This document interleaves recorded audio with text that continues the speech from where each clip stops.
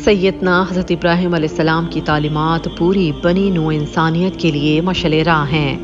دین اسلام دین ابراہیم کی ہی دوسری شکل اور تشریح ہے۔ ابراہیم علیہ السلام اللہ کریم کے وہ بزرگ پیغمبر ہیں جن کو ہر سال مسلمان باقاعدگی سے 2 یا 3 دن تک مسلسل یاد کرتے ہیں اور ان کے اسوہ ابراہیمی پر عمل پیرا ہو کر قربانی کی سنت ادا کرتے ہیں۔ عہد عتیق کے سفر تلوین میں ہے کہ ابو الانبیاء حضرت ابراہیم خلیل اللہ علیہ السلام 10ویں سلسلے میں تھے اور آپ علیہ السلام کلدانیوں کے شہر اور میں پیدا ہوئے۔ یہ وہی شہر ہے جو ولایت حلب میں وقار کے نام سے مشہور ہے، جبکہ بعض تواریخ سے معلوم ہوتا ہے کہ آپ علیہ السلام کوفہ کے شہر کوئی میں پیدا ہوئے۔ سفر تلوین سے یہ بھی معلوم ہوتا ہے کہ اللہ تعالیٰ نے حضرت ابراہیم علیہ السلام کو جب ان کی عمر 99 سال تھی بشارت دی کہ وہ ان کی نسل کو پھیلائے گا اور فلسطین کی سرزمین میں آپ علیہ السلام کی حکومت قائم کرے گا، اور ان کا نام ابرام کی بجائے ابراہیم قرار دیا گیا۔ حضرت ابراہیم علیہ السلام کی قوم صابی یعنی ستارہ پرست تھی، مگر آپ علیہ السلام کی فطرت سلیمہ نے بچپن ہی میں سائبیت جو کہ بت پرستی ہی کی ایک شکل تھی سے انکار کر دیا تھا اور ہر قسم کی ترغیب اور ترہیب سے بے پرواہ ہو کر اعلان کر دیا کہ میں نے تو ہر طرف سے کٹ کر زمین اور آسمان پیدا کرنے والے کی طرف اپنا رخ کر لیا ہے،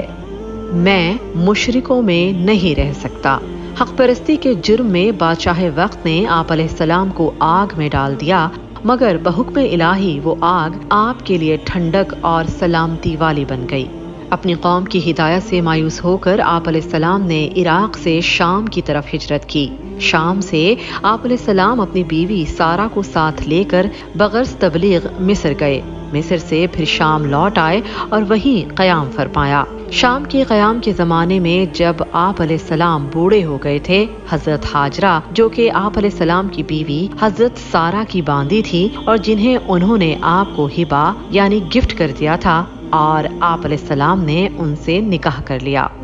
ان کے بطن سے حضرت اسماعیل علیہ السلام پیدا ہوئے۔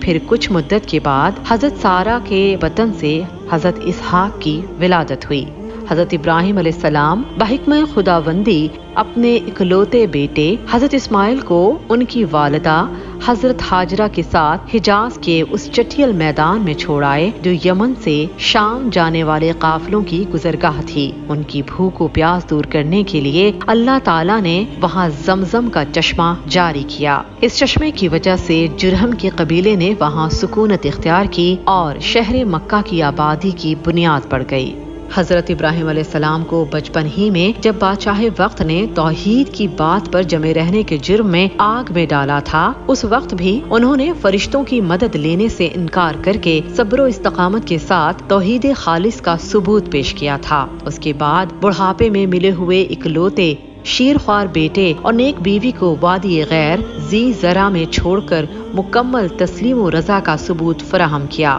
اسی پر بس نہیں، جب وہ بیٹا قوت بازو بننے کے قابل ہوا تو خواب میں اللہ تعالیٰ کے حکم اور اشارہ پا کر اسے بھی اللہ کی راہ میں قربان کرنے کے لیے آمادہ ہو گئے۔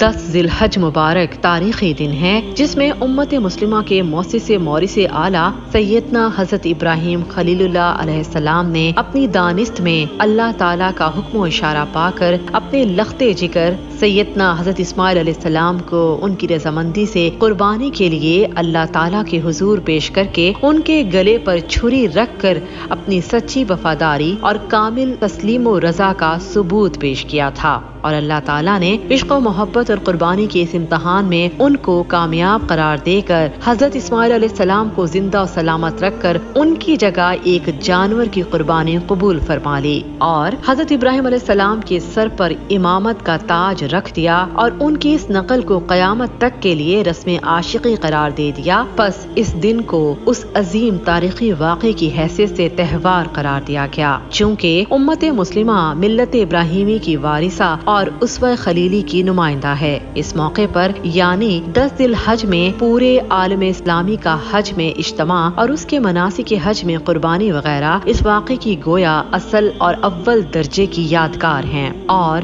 ہر اسلامی شہر اور بستی میں عید الاضحیٰ کی تقریبات، نماز، قربانی وغیرہ اس کی گویا نقل دوم درجے کی یادگار ہیں۔ इन्हीं वजूहात की बिना पर इस दिन को यौम ईद यानी ईद का दिन कहते हैं। यहाँ पर एक और बात भी काबिल जिक्र है कि जब हजरत इब्राहिम अलैहिस्सलाम ने अपने बेटे हजरत इस्माइल अलैहिस्सलाम को ज़िबाह करने का पुख्ता इरादा किया तो बास रिवायत से पता चलता है कि शैतान ने 3 मरतबा अल्लाह के खलील को बहकाने की कोशिश की, जिस पर उन्होंने हर मरतबा उसे 7 कंकरियां मारकर भगा दिया। और आज तक लाखों मुसलमान हर साल इसी याद को ताज़ा करते हुए हज के मौके पर मीना के मैदान में जमरात पर कंकरियां मारते हैं। हजरत इब्ने अब्बास रज़ियल्लाहु ताला अन्हु से मनक़ूल है कि इस तरह करवट के बल लिटाया कि पेशानी का एक किनारा जमीन से लग गया और उसके बाद हजरत खलीलुल्लाह ने नबूवत का पूरा जोर डालकर छुरी तेज करके अपने रब के हुक्म को पूरा करने की हर मुमकिन कोशिश की, लेकिन दूसरी तरह छुरी को ये इजाजत ना थी कि हजरत इस्माइल अलैहिस्सलाम का एक रोंगटा भी काटे। जैसा कि मुफस्सिरीन ने लिखा है कि अल्लाह ताला ने अपनी कुदरत से हजरत इस्माइल अलैहिस्सलाम और छुरी के दरमियान पीतल का एक टुकड़ा हायल कर दिया और ये बाप और बेटे यूं ही अल्लाह ताला के हुक्म को पूरा करने में मशगूल थे।